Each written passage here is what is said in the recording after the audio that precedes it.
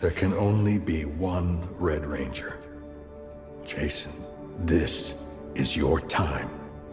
This is your team. Thank you.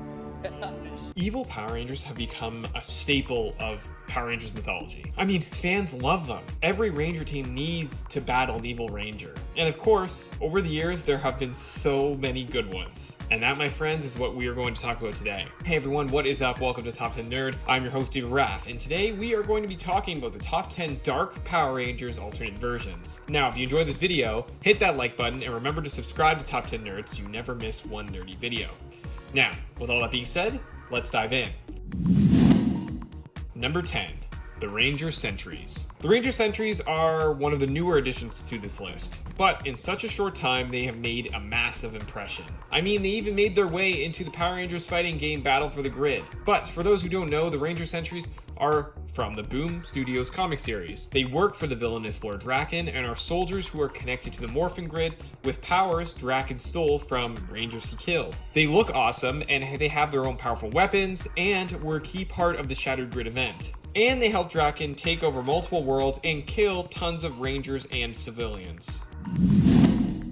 Number 9, A-Squad. I feel like A-Squad would be probably a bit higher on this list if they were in it more. They were mentioned a lot throughout the season, but they were only in it for like a couple of episodes. They were this famous team of Rangers that were, the best for in the SPD. Even better than the main Rangers of the series, who were the B-Squad. Well, turns out that they were actually just straight up evil and not as perfect as everyone thought. They also had some interesting outfits. Their helmets were, of course, from Power Rangers in Space, but the rest of them was a hybrid of like a Ranger suit and also some high-tech military armor. It was actually really cool. I wish we could have learned more about them and had them in more episodes, but hey, they were still cool in the time they were given. And the story of the SPD's fabled A-Squad turning out to be the villains was actually really interesting.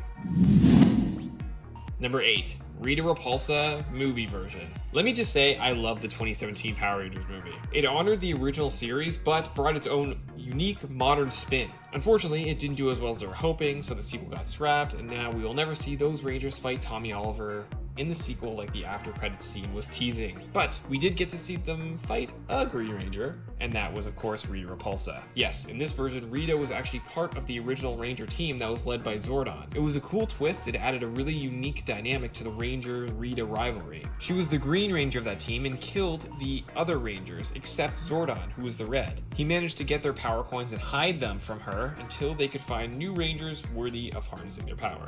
Rita kept hers, and once she returns, she uses that coin, and we get to see her harness the Green Ranger power plus her own, and it was pretty awesome. It was cool to see how her suit adapted and got kind of corrupted. She was a great villain, and the ending set up her and her base on the moon. Elizabeth Banks did such a good job, and I would have loved to see where they would have taken her in the sequels.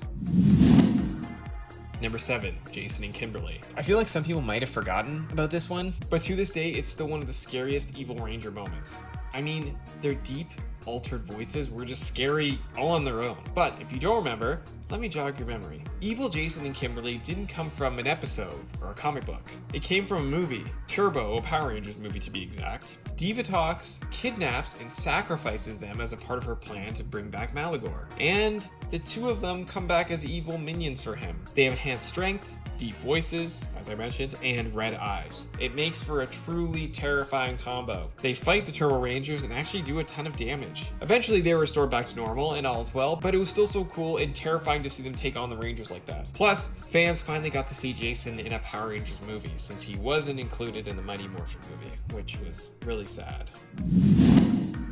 Number 6, the Ranger Slayer. Like the Ranger Sentries, the Ranger Slayer comes from the comic series and is a new addition to the Power Rangers canon. The Ranger Slayer is actually Kimberly Hart, who was the original Pink Ranger from an alternate reality. But don't be fooled. She is not a good guy. Well, I mean at first. She was brainwashed into working for DRAKKON and ended up killing other Power Rangers. Her story in that dimension was actually pretty similar to the original, at first. That is until DRAKKON kills some of her teammates and her boyfriend, which makes her try to go and take on him herself. She has an altered suit and possesses the Bow of Darkness, and became known as the Ranger Slayer. The Ranger Slayer is scary, deadly, and one of the coolest things to come out of the Power Rangers comics. Number 5, the Thunder Rangers. Man, let me start off by saying Power Rangers Ninja Storm is seriously one of the best seasons that they have ever done. They have great team, great suits, an awesome villain, and some of the best character development in any Power Rangers season. Plus, they also had 2 of the best evil Rangers, Hunter and Blake, who are also known as the Crimson and Navy Thunder Rangers. They were tricked by Lothar, who was the main big bad of the season, into thinking the Wind Rangers were the bad guys and that they were responsible for their parents' death. They constantly got the upper hand on Shane, Tori, and Dustin, but in the end, realized the truth and eventually became their allies. Their journey was one of the highlights of the season as you understand why they were doing what they were doing. Throw in the fact that they had some of the coolest suits and moments of any evil Rangers, and it just makes for an amazing evil Ranger. Number 4, the White Dino Ranger. Trent Fernandez Mercer, aka the White Dino Ranger. Trent was the adoptive son of the big bad of the season, Mesogog, also known as Tommy's former colleague and friend, Anton Mercer. Trent's real parents were archaeologists who were killed while on a mission with Anton, so he decided to take him in. Trent eventually comes in contact with the White Dino Gem, which was created by Tommy and Anton, and turns into the White Ranger, which gives him one of the coolest Ranger suits ever. Like seriously, it's in the top 5. The Dino Gem gives him super speed and the ability to camouflage. The gem was tampered with and ended up corrupting him, which is why he ended up going evil, since before he found it, Trent was friends with Connor, Ethan, and Kira, and of course Tommy Oliver, who is now known as Dr. Tommy Oliver, since he earned a PhD in paleontology, which is something I never thought would happen. But I mean, in Power Rangers universe, I guess, anything is possible. But back to Trent, he became one of the greatest evil Rangers by not only besting the main 3 Dino Rangers, but also Tommy on multiple occasions, who, as everyone knows, is one of the best. Like a lot of other evil Rangers, he ends up turning to the good side eventually, but that does not take away from all the mayhem he caused before that point. Number 3, Lord Drakkon. Okay, so this was tough because Lord Drakkon could have easily been number 1. And I mean, this just shows you how many good evil Rangers there are. I mean, because of all the things he's done and the fact that he's brand new, which makes it even more impressive.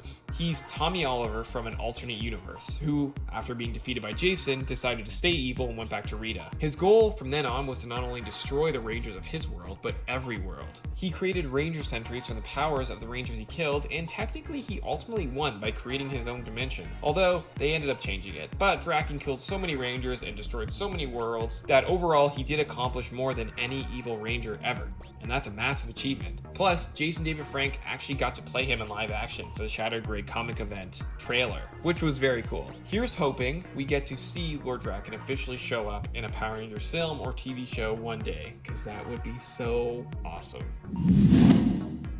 Number 2, the Green Ranger. Okay, so I might get a little hate for this, maybe, since a lot of people would consider Tommy to be number 1. Because yes, he is awesome, and he almost was number 1. This was really hard. Tommy was the original evil Ranger. He started the trend. The Green Ranger was so popular. I mean, everyone loved him. After he was gone, they got so many requests to bring him back that they did bring him back. He consistently defeated the Rangers in battle. I mean, he even jumped into the Megazord and destroyed them in there, something that no other villain did.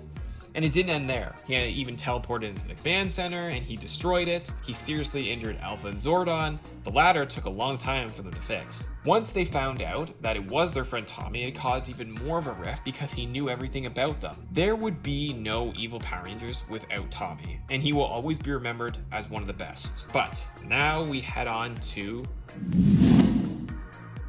number 1, the Psycho Rangers.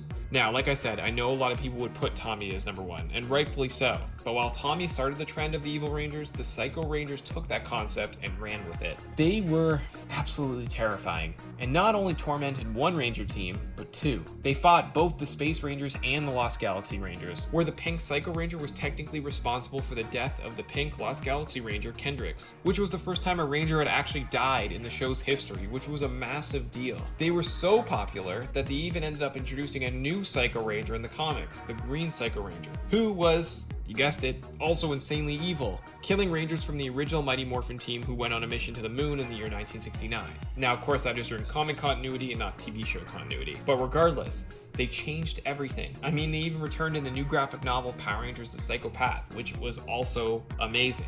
Alright, there you have it guys, the top 10 Dark Power Rangers alternate versions. What does your list look like? Let us know down in those comments below. And remember to subscribe to Top 10 Nerds so you always know whenever we post a new nerdy video just like this one. I'm your host, Raph, and thank you so much for watching.